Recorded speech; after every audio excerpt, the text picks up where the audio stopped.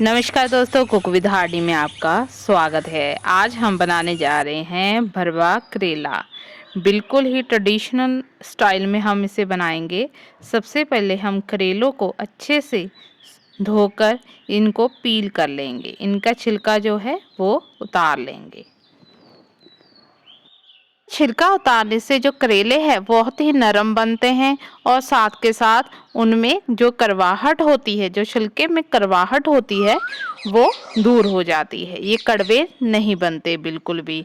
अब देखिए इनका जो छिलका उतर चुका है। अब हम इसमें एक चीरा देंगे।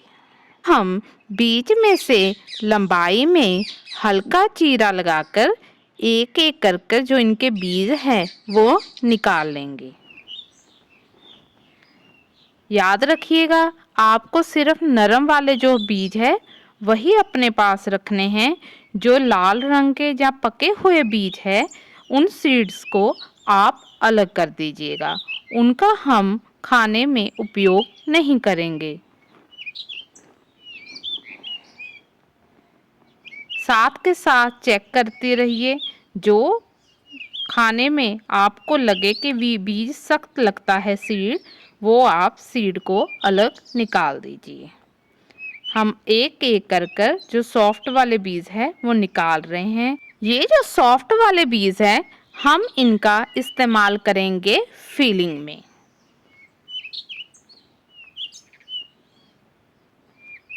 एक आप स्पून के जो एज होती है, स्पून का जो पिछला भाग होता है, आप उसकी सहायता से जो बीज है, सीड है, उसको निकाल सकते हैं। क्योंकि नाइफ से अगर आप निकालेंगे वो फट सकता है केले का छिलका। अब हम इन सीड्स को, जो हमने बीज निकाल रखे हैं, उनको हम ग्राइंड करेंगे और एक स्मूथ मिक्सर बना लेंगे। एक पैन में पानी गरम करिए, उसमें डालिए स्वाद अनुसार नमक और उनमें हम जो करेले के छिलके हैं उनको हम उबलने के लिए रखेंगे। एक एक करके करेले के जो छिलके हैं उनको डालेंगे और साथ में हम डालेंगे इनके छिलकों को, क्योंकि ये बहुत ही खाने में फ़ायदेमंद होते हैं। शुगर्स के पेशेंट्स के लिए बहुत इफ़ेक्टिव होते हैं। इसके छिलके में फाइबर बहुत होता है जो कब्ज को दूर करता है और पाचन शक्ति को भी बढ़ाता है। और साथ के साथ इसमें विटामिन सी भी होता है और एंटीऑक्सीडेंट्स भी होते हैं। तो इसलिए ज़्यादा कोशिश कीजिए जो इसका छिलका है वो ना फेंकें।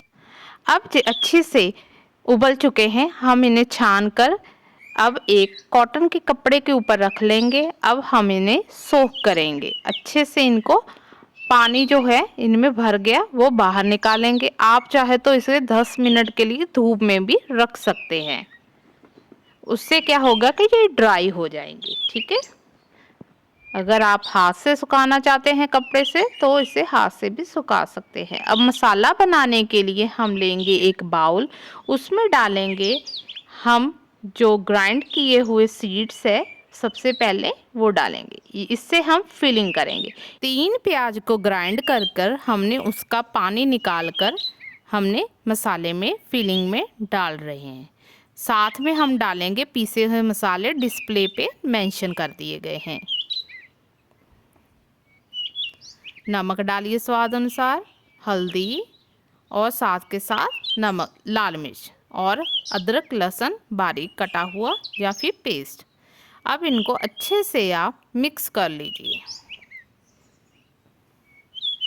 ये हमारी जो फिलिंग है वो बनकर तैयार हो गई है। यहाँ पर हम इनका तड़का नहीं लगाएंगे, सौते नहीं करेंगे, जस्ट ऐसे ही इस फिलिंग को हम करेले में भरेंगे। ऐसा करने से बहुत ही हेल्थी और स्वादिष्ट बनते हैं।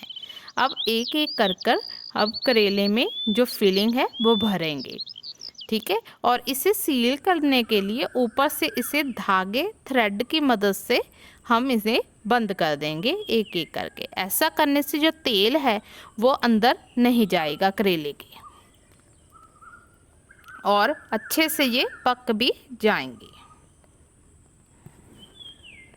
हमेशा जो कॉटन का धागा है, वाइट वाला, जब ब्लैक वाला, वही यूज़ करें। ठीक है, करेले में मसाला भरने के बाद उन्हें अच्छे से सुखा लें ताकि जो मॉइस्चराइज़र है उससे जो धागा है वो बाहर ना निकले। अच्छे से ओवर फिलिंग ना करें मसाले की, हमेशा मसाला एक सार भरे सभी में। धागा को आपने हल्के से बांधना है, आपने कसकर नहीं बांधना, उससे क्या होगा फिलिंग बाहर आ जाएगी और धागे में भी गांठें पड़ जाएंगी। अब हम इसे सरसों के तेल या फिर रिफाइंड जो भी आपको चाहिए उसमें आप इसे तल लीजिए। हमेशा धीमी आंच पे ही आप करेले को तलें, ठीक है। मध्यम आंच सबसे सही रहती है और बहुत ज़्यादा आंच ना करें, ऐसा करने से मसाला जल जाएगा। करेले बनकर बिल्कुल तैयार है। आप चाहे तो जो धागा है वो उतार सकते हैं। अब हम जो बाकी बचा हुआ छिलका है उसको हम थोड़ा सा 1 टीस्पून या 2 टीस्पून तेल लेकर उसमें इसे हम सौते कर लेंगे।